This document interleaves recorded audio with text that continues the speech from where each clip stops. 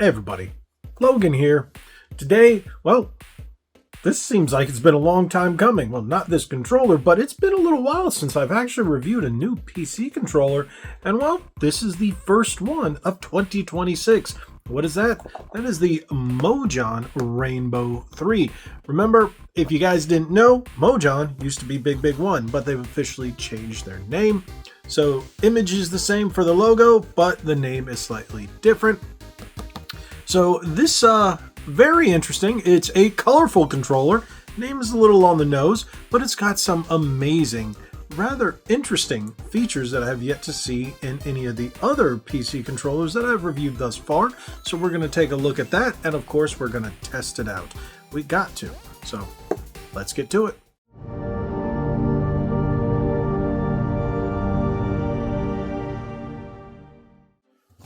So here we go, the Mojhon Rainbow 3 2000 Hertz wired and wireless polling rate.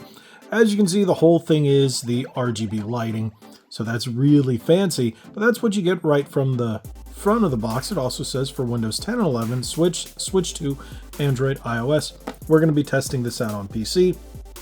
If you're using it on Switch or Switch 2, you're not going to get the 2000 Hertz. Same thing with Android and iOS, so we're going with Windows.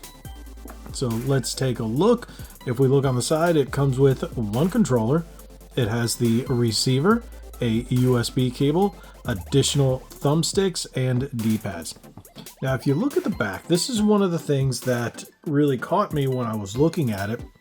This is a capacitive joystick.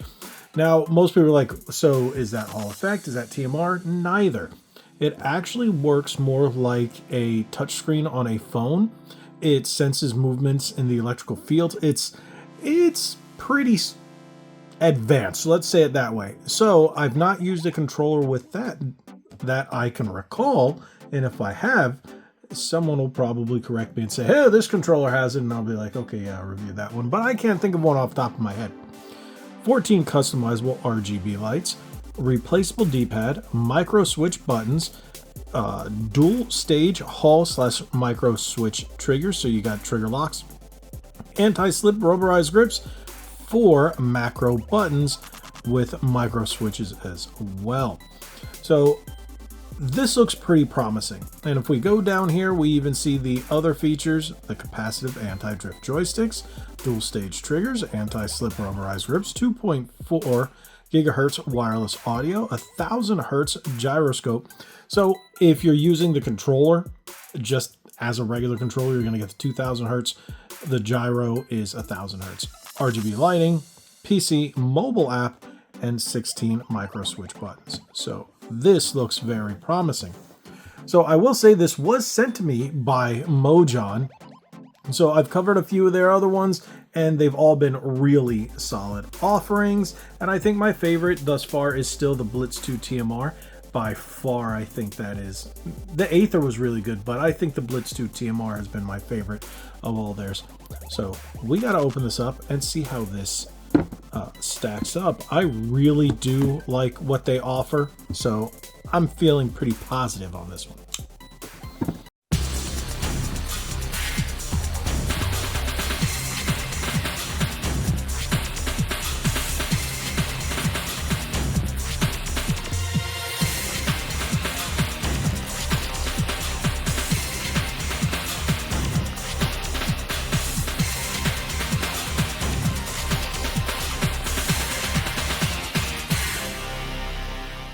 And there we go. That is nice. That faceplate is ultra glossy. I like how it looks when it's not plugged in. It just looks like a Essence of Pearl kind of color with a complete white body. That is very clean.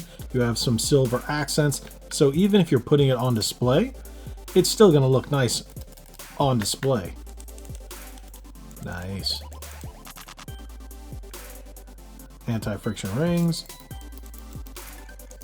solid D-pad. Wish the D-pad was a little bigger though. It's not bad, but I wish it was slightly bit bigger.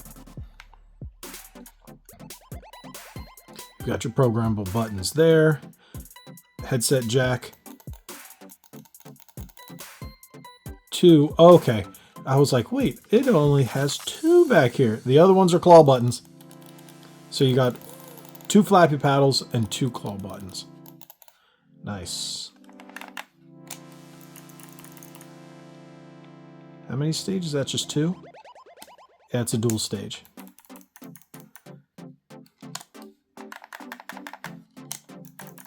I like that. Let's see, do we have any power? Ooh! That's an interesting light design. So you can actually see underneath where the light bounces off the parts on the inside, like the actuators and whatnot. I think that's actually pretty nifty. That's an intense lighting situation we got going on there. So depending on what you like, yeah, wow.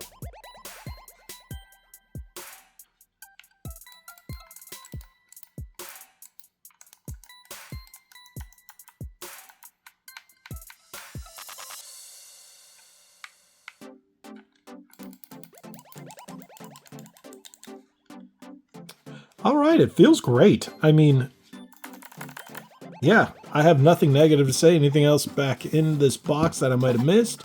Got some instruction manuals. You know what? Let's take a quick look at how to adjust the lighting. So that's going to be your function button. I figured that.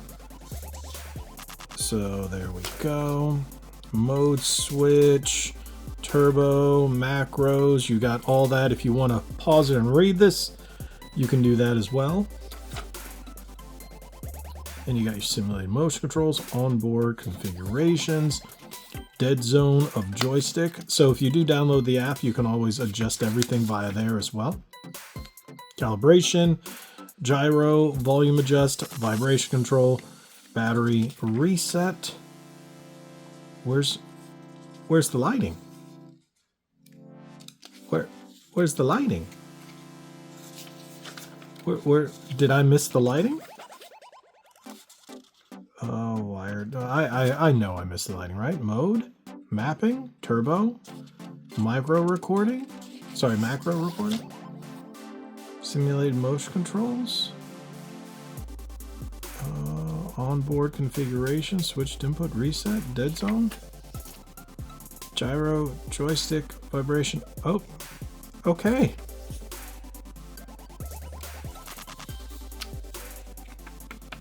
Maybe you can't change the color? That's usually what the function button's for? That's a little interesting there.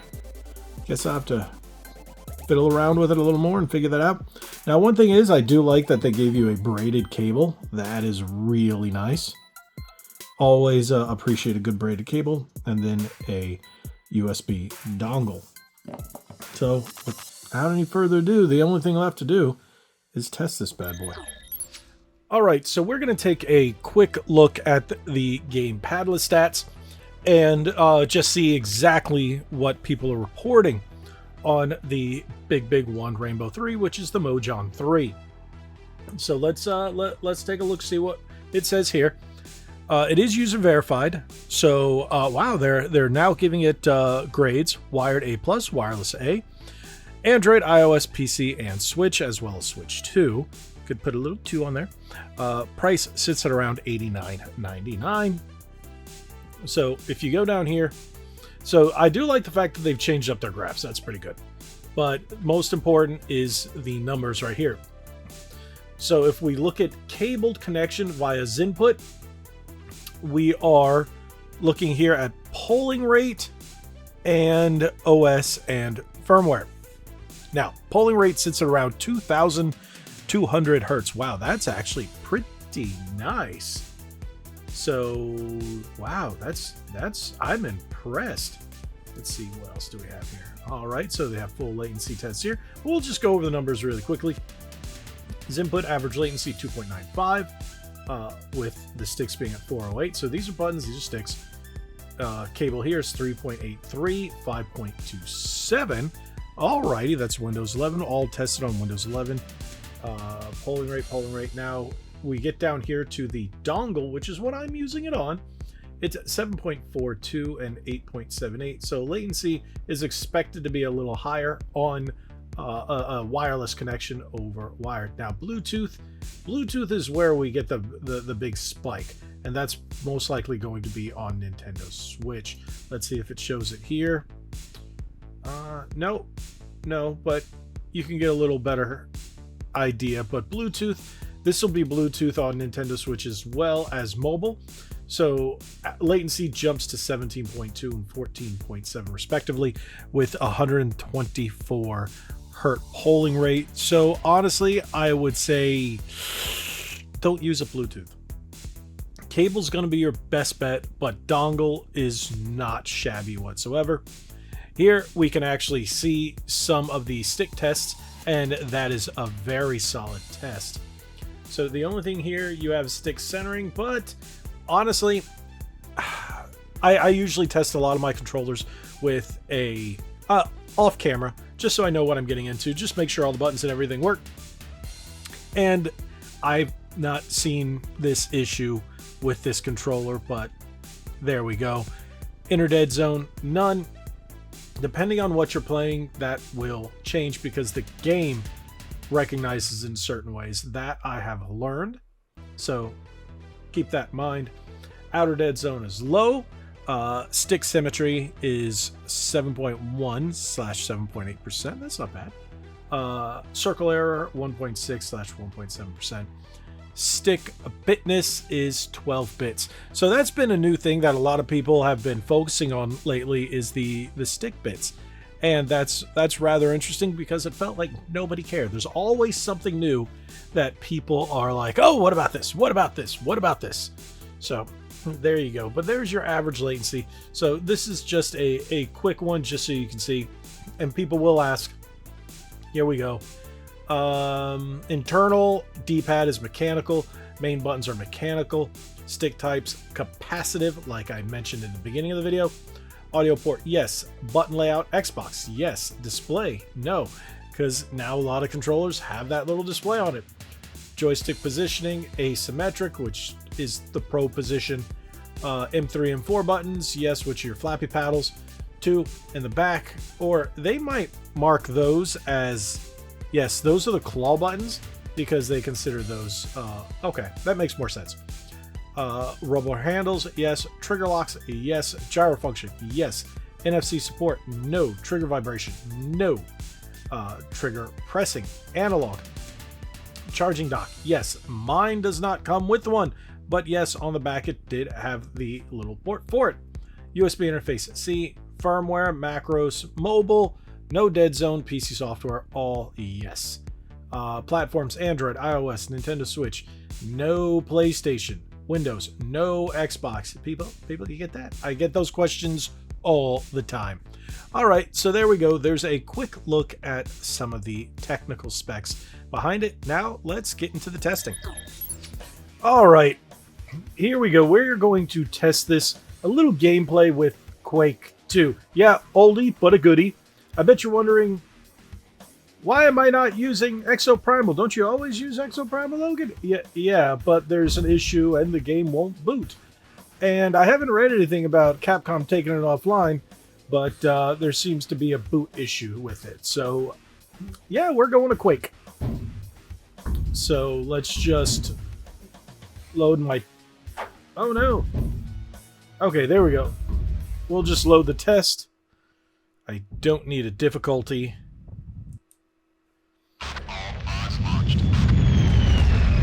Okay, that feels nice. Ooh.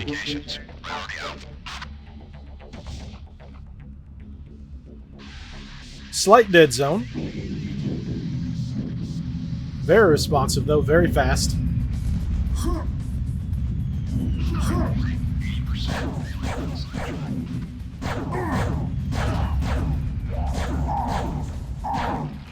So used to using a keyboard mouse on this, it feels a little weird. Not bad though.